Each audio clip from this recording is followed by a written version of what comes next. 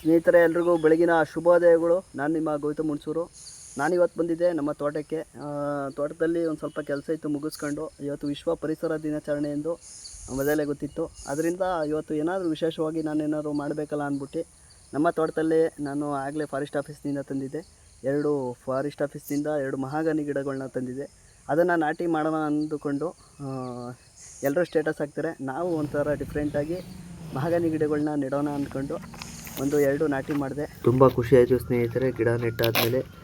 ಸ್ನೇಹಿತರೆ, ನಿಮಗೆ ಇದೇ ಥರ ಗಿಡಗಳು, ಮಹಾಗನಿ ಆಗಿರ್ಬೋದು, ತ್ಯಾಗ ಆಗಿರ್ಬೋದು, ಬೀಟೆ ಆಗಿರ್ಬೋದು, ಎಲ್ಲ ಥರದ ಸಸಿಗಳು ನಿಮ್ಮ ವಲಯ ಫಾರೆಸ್ಟ್ ಆಫೀಸ್ನಲ್ಲಿ 3 ರೂಪಾಯಿನಂತೆ ಇಲ್ಲ 5 ರೂಪಾಯಿನಂತೆ ಒಂದು ಗಿಡಕ್ಕೆ ಚಾರ್ಜ್ ಮಾಡ್ತಾರೆ.